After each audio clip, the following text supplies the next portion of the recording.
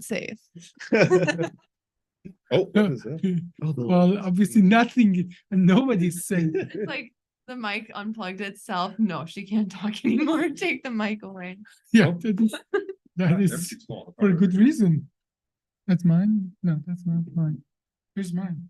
Damn it, where's mine? It's. Oh, yeah, yeah. Are you kidding me? Did you see that? No, I was paying Is attention. this my phone? Where's my phone? Damn it. It's on. Ready? Okay, It's been a let's long go. day. Hi guys, thanks for joining. This is Essence of Medicine. Today we're going to be talking about why your spine surgeon wants you to lose weight. I'm Amanda Armagast. Dominic Moore. And I'm Dr. Abbasi for Essence. So this is actually a really common topic that we see almost every day when we have clinic, correct? Is patients coming in saying that their spine surgeon told them to lose weight. The thing is with us, we actually do not tell our patients that they need to lose weight. So I want to identify the difference between why some spine surgeons don't require weight loss, whereas other surgeons will say you need to lose 100 pounds, otherwise I can't touch you. To differentiate that, we do say to the patient, lose weight in a healthy way, but that's not a requirement for surgery. And we know that practically obesity is an epidemic, especially in the United States. We have the highest level of obesity in the entire world, I would say, except few group of people, we have the highest level of obesity. But Dominic, do you know who they are? Mm-mm. Who has the highest level of obesity I in the know. world? Go. Oh. Sumo. Yes. Oh. Yes. Surprised you didn't guess that right away. I honestly. we talk about obesity in America, and I Yeah. immediately start thinking about like the childhood obesity Yeah. statistics. So You, go. you think of obesity by like lifestyle or diet or things like that, or sumo wrestlers is obese by choice, right? Yeah, they want to gain weight because And yes, sumo wrestler as well. But there's a group of folk, for some folks, some ethnicities that they have. It is unbelievably high Oh, BMI. Do did know you who think they I are? said Samoan? Yeah. Oh, I thought what you said. Oh. no, you were sumo. wrong. High five. High five. No, being wrong and right at the same time. It's my Samoan. thing. Yeah, it's my thing. Yes. Yeah, Samoan too is something that came to my head, but I didn't want to. And sumo wrestler, but Samoan art has the highest rate of obesity and the worst obesity. And as well, many of the natives, they have much higher rate of obesity, like or Inuits or lots of some folks that have lived for a millennia, a natural way of life, and all of a sudden we throw them a chocolate that has 2,000 calories. And they're more Their likely to body- hold on to fats and lipids than other ethnic. Because for millennia, they had to hold off any little bit of a calorie because they might not be able to eat for a whole month. Like, one of the things when I was a child, I was watching a documentary that really impressed me. That this little, we would used to call them Eskimos or Inuits now, that they get the blubber of a whale, and they just take the blubber and then start like a candy eating that blubber, and believe it or not, is not that unhealthy if you live their way of life. But imagine, it's not that you go and get a whale now once every 3 months, but now there's a supermarket that you have access to thousands and thousands of calories. Their metabolism is not made for that. They want to hold on in that cold winter. They want to hold on every little bit of a calorie, and they do that. That makes sense too, because I remember when I was in school hearing some statistics about foreign countries when they adopt certain Western diets, like they just hyperlipidemia and hypertension, all these things just skyrocketing, metabolic disorders because their cheeseburger not on the menu over there as often as it was. Right. Yeah, that you cannot get a 1,300 calorie happy meal or whatever, and gulp it in. But we are talking about essence of medicine. Let's talk about the background of obesity before we talk about the spine relationship. Sure. I won't be long. I won't be long. This is actually a brief podcast. Yeah. So for a very long time, half of the population would starve. As a matter of fact, what we call type 2 diabetes is not a disease, it's a survival mechanism. Like in most of the Africa, you see that there's obesity and diabetes is high. In African American, obesity is much higher. Now imagine, how do we treat type 2 diabetes? We reduce the calories. We put them on a diet. The type 2 diabetes completely goes away. Type 2 diabetes is telling your body there's sugar, there are things available, energy available, store it. Okay? And make the insulin less effective, because insulin takes that sugar, put it in your blood, or literally takes it away from your blood. Meaning that if you are already on a low calorie diet and you don't have enough glucose, your brain doesn't work and then you get eaten. So it's a coping mechanism. Type 2 diabetes is a coping mechanism for you to store as much calories as you can and have higher sugar even with low energy level. Now, all of a sudden, you take those episodes that you cannot eat, or that you take that low calorie diet away, all of a sudden something that usually is an advantage become a disadvantage. And then you have this high the BMI people that have to live with the consequences of that it wasn't there before. Now, what are those consequences? General and on the spine side. Dominic, what do you think? First of all, BMI is body mass index, and what is it? 26, 27 is normal, then you become overweight, and then after 30 you become obese, after 35 you become severely obese. Yes. There's a calculation there that goes into that and so on. But on the general side, on the first and then on the second spine side, why don't we let Amanda, why is obesity bad, Amanda? Oh, well, it's really bad it's hard on your body because it's a lot to carry around on your tiny little feet. It's hard all the joints, on your joints, including spine. It's hard on your blood vessels. Well, the obesity, we know when your arteries get clogged, it's just harder on your body. It's a lot of process, and it's a lot of things to manage for such a small skeleton, I think. Yeah. That's actually a pretty good description. Yeah. From Lynn. Yeah, that's pretty good. When you take out if let's say we had an obese person, they weren't at risk for, hyperlipidemia, diabetes, or any of these things that those are additional general things. Yeah. Yeah. If they happen to be clean slate, all they had was obesity, they still have all that extra weight working on their skeletal system. The first place body puts fat is all these visceral organs, packing it in even tighter. So you get all these other things. Like, in fact, people with obesity can get more frequent dietary issues like constipation and whatnot. Just where to put it first. Isn't it hard on your heart too? Oh, incredibly so. And your lungs too. Imagine shifting all that weight at night. And the lungs, isn't that part of the reason why it's harder to have surgery if you're obese? Well, because you're lame? Actually, that is a very good observation. Now, obviously, the way a person breathes is by what we call negative pressure ventilation, meaning we increase the volume of the chest and we suck the air in. And that is over billions of years, or almost 600 million years. Every living being that has a lung is based on, actually not that long, it's just 400 million years that we have lungs, but it's a beside that. But so for all these millions of years, we are built that we suck air in, and now in the last 200 years, we've learned a method to push the air in. We tolerate it to a certain point, but at a certain point, we have what we call barotrauma of the lung. Because we are not sucking air in, but we are pushing the air in, and exactly punching the lung and the lung tissue. And especially if you're heavy, you're laying. Even worse, in the spine surgery, most of the time the patient lays on their chest, the whole weight. And imagine when you're breathing, your lung get bigger, your chest get bigger and smaller. Now you have to weight all your weight on your lung. Now, For that reason, we know the longer surgery is more risky. As a matter of fact, every additional half an hour on the anesthesia adds 17% to the combined risk of the surgery.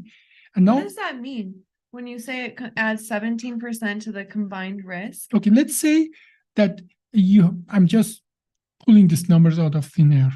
You make a surgery on 100,000 people. From that 100,000 people, let's say, let's say 100 of them have a complication. Okay. Okay. Mm-hmm. That is a 0.1%. very low. Yeah, 0.1%, very low. Most of the time it's much higher. Let's say, actually, let's be realistic. Let's say 1,000 of them from 100,000 people, 1,000 people, that's way more realistic and even higher. 1,000 of them have a complication, let's say pneumonia. Okay. If you do the same surgery and it takes half an hour longer, 1,170 patients will have that complication. Okay. So every additional half an hour adds 17% to the combined risk of the surgery. And if you add another half an hour, it's not another 170 people. It is 17% of, not of 1,000, but 17% of 1,170. And so on and so forth. So now you make a surgery instead of 1 hour, 7 hours. You see like a compound interest. That study is based on everybody, even people who lay on their back. As a matter of fact, in that study, most of people were laying on their back. If you just calculate it for people who are on the chest, that number is probably much higher. Prone has higher rate of complication.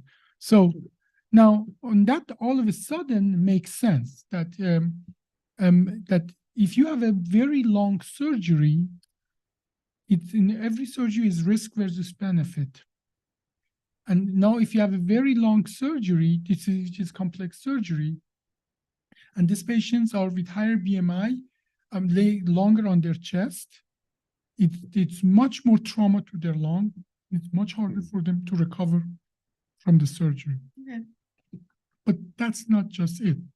In most of the spine surgery, you have to expose the spine, and spine is unfortunately in the middle of your body.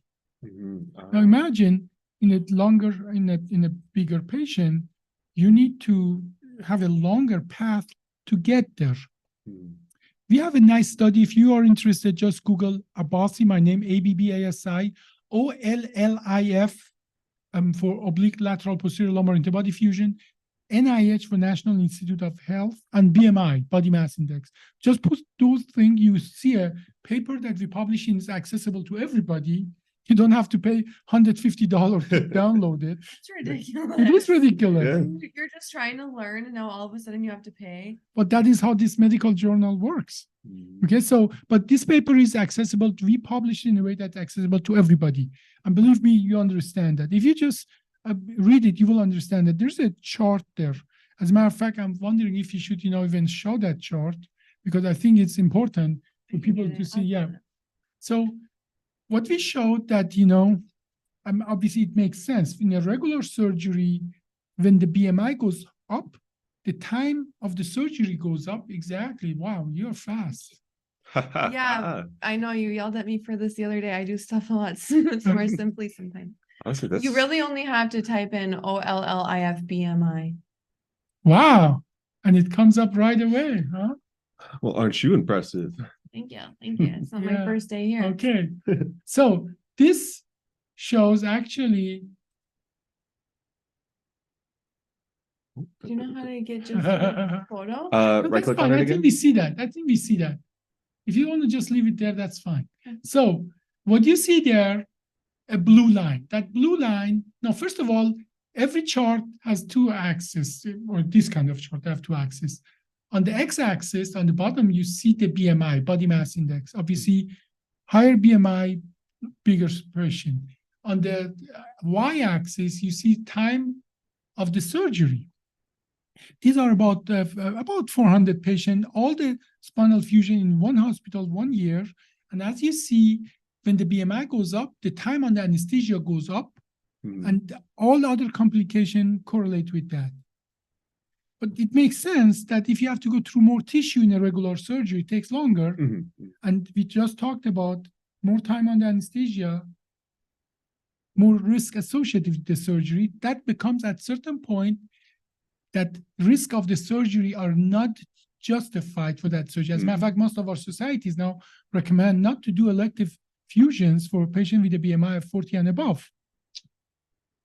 That it really excluded lots of miserable people. What about like Dwayne The Rock Johnson? Yeah. Because That is, some people are just big because they have lots of bone density and so on. There is And some muscle. personal evaluation there involved in that as well. Certainly always is, okay? I guess, well, my question is, if you're Personal somebody judgment. who has like a high BMI because you have a lot of muscle, like Dwayne The Rock Johnson is a huge guy, but he's not fat. Yeah, but we still have to work through a lot of tissue to Yeah, get that's there. that was my question is like, is it still more risky? So for instance, if he went to, and I'm not saying that this, I'm just like, if he went to TCO. Mhm. So I think when the Rock the Johnson, everybody would do surgery on him no matter what.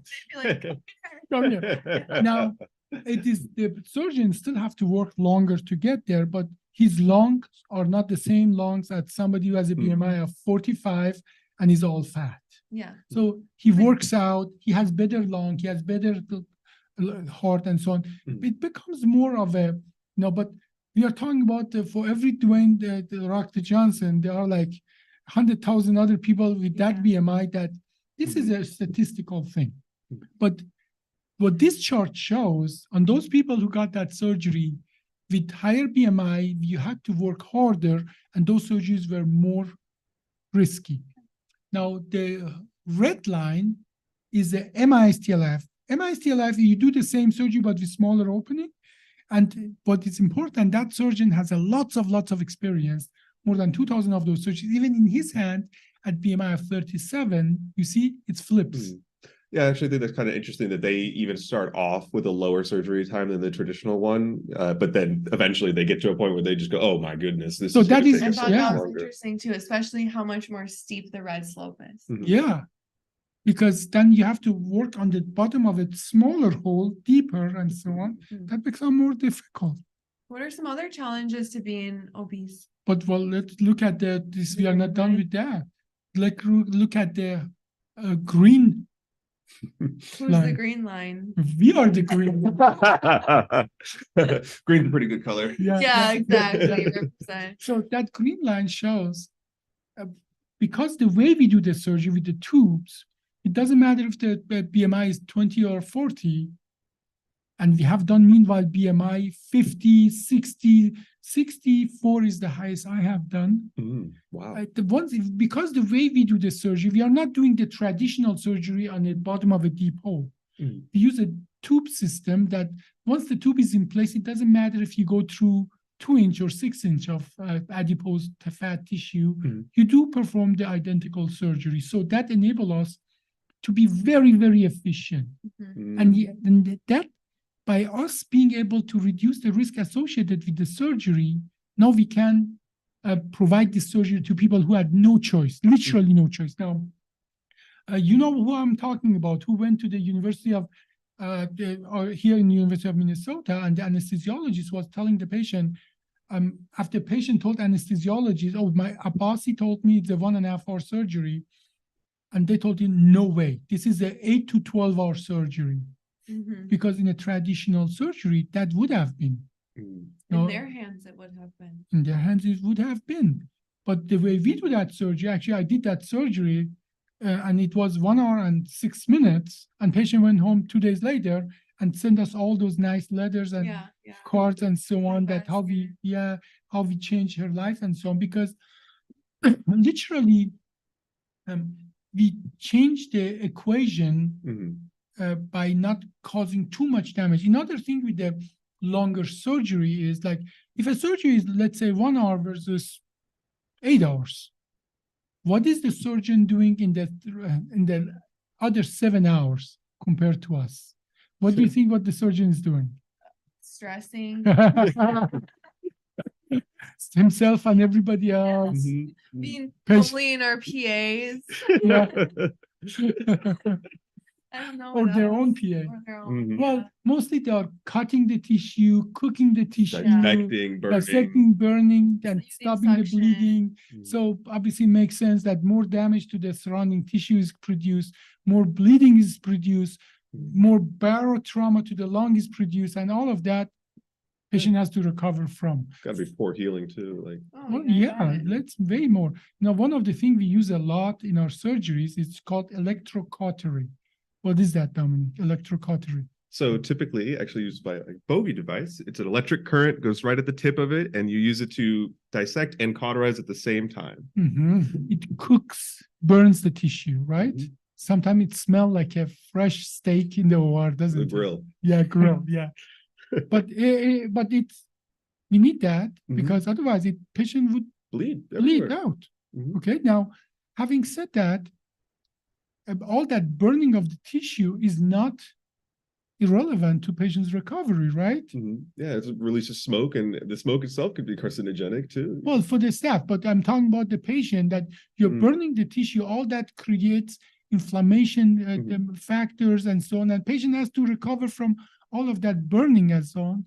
So do we, in our surgery, do we use bipolar or Bovie? No, No, actually, we I haven't don't. heard that sound in a long time. Yeah, We don't even use a suction Mhm. because in a regular surgery, you put a suction and Yep. you like suck Mhm. all the Yeah, blood get all the out. blood out. And Here the then whole you time don't even and- use that. Half the time you have to clamp it down so it's not annoying everybody in the OR just Yeah. the whole time. He makes a better suction noise than I. Both pretty good. Hey, let's have it, have a fight, suction noise camp. Okay. We'll have headphones. Oh, my bad. You're welcome. So, I will come on my behalf. so, and that is why we can give these patients these options that they don't have for a regular surgery. Another thing that we haven't talked about that I don't know, it's like a smaller issue, but I think it's still like an adaptation that other surgeons need to adapt to is I'm assuming their devices aren't big enough. Like I'm just like, I don't want to share too much info, but when we were in India, we were looking at those things and you're like, can you make it longer? Can you make it longer? Oh, yeah. And then I yeah. know that we've had a patient in the past that we actually need our things to be bigger specifically to Ooh. That was interesting when we were in India just last week, right? 2 weeks ago. So, well, we were there and they were saying, yeah, we have these devices with a long blade, 8 centimeter, which is 2.5 inch or 3 inches, about 3.5 inch. And I was saying, no, long device for us is not 3.5 inch. It is like 15 inch, Like that is 3.5 10 inch. inches, yeah. What I'm saying is even if the surgeon had the skills and stuff, you would need even a different toolbox basically to treat these patients. Well, but yeah, and we do have those different, do, yeah. but but the idea here is that you create a lots of damage doing in a traditional way, getting that deep. Mm. So it makes sense for lots of surgeons. They are good surgeons. They know risk versus benefit is not in Mhm. favor of the patient. And they say to the patient, go lose weight and come back. Go lose 150 pounds and come back. But what's the problem with that? Why not? I mean, what's wrong with that to start with? If you asked me to run 5 miles while I'm in agony, I would probably just hit you. Yeah, Right, yeah. I know.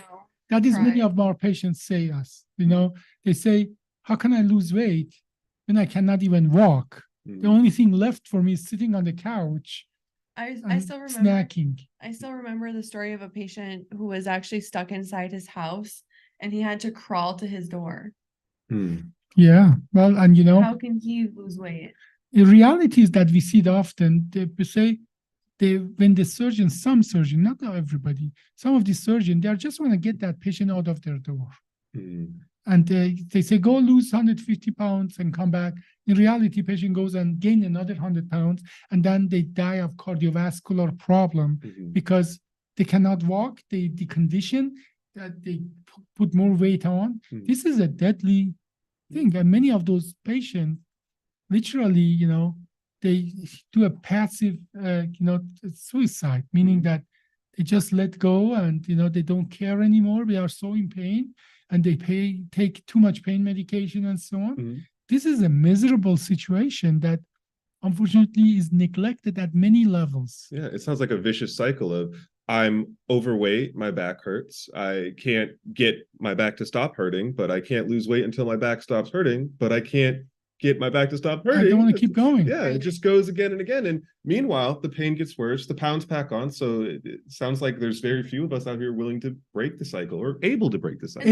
Able to break the cycle. Able, but also kind of, in my opinion, not to be rude, but willing. Because it's 2023. I've been hearing about obesity since I was in elementary school, like learning about it and so on. So it's not like all of a sudden we woke up and half of the US was obese. You're around teaching this procedure all the time and getting shut down. I don't have time, this and that. It's your responsibility to your patient to adapt and to learn new techniques and not get left in the dust and not make these people live like that. Well, you know, Amanda, that these patients are coming from entire US to us now. Yeah. And their travel, some of them, they drive days. They Right. cannot get in an airplane. They drive days to get to us. And they have been told by 5 surgeons they cannot have that. We do a 1.5 hour surgery, send them home next day. We can do that. And that what unfortunately as well, it's almost cynical, sad, is that many of these patients, the surgeon says, yes, we have to balance risk versus benefit for the patient. But in many of those cases, the surgeon balance risk versus benefit to our own practice. Yeah. They say, is it really worth for me to try to help this patient where I know the higher risks are involved? I don't want to go answer to administration or my colleagues who and so on. So we do the safe thing. Ideally, we would be always doing the safe thing for the patient, but realistically, many of us, we do the safe thing for our own practice because we know this patient is going to gain weight, going to get the condition, going to die of a heart attack within the next 1 to 3 years, and so on. So, but at least when it happens, it is not our complication. It is safe to our practice. It takes a lots of guts, I'm telling you firsthand, to look at them and say, you know, I am willing to take that risk for you. It takes a lot of guts. I think insurance agencies and healthcare admin need to wake up and not put it on the responsibility of the surgeon actually, and put it on their own responsibility and say, I'm going to implement these policies. We're going to be learning new procedures and can treat more patients. Well, the insurances, many of them actually do try to do the right thing, meaning that there are codes. If somebody is that big, the surgeon and the hospital get paid more. They try to incentivize people to help them. Yeah, I mean, there's like major comorbidities factors and so on. So more or less, sometimes they try to do that, but they cannot force a surgeon to do the surgery. And it all comes to the character of the surgeon itself. Now, I'm not talking about being cavalier, doing a risky surgery, but truly in our heart, we know that, you know, am I not doing that surgery because I think that is wrong risk versus benefit for the surgeon, for the patient, or am I not doing this because I have a party to attend and it's just too much of a thing to my own practice? Most of the time in our heart, we know that. Right. Yeah. Well, thank you guys. I hope you learned a little bit about why your surgeon would ask you to lose weight. I'm Amanda Armagast. Dominic Moore. And I'm Dr. Bossi for Essence. Have a safe weekend.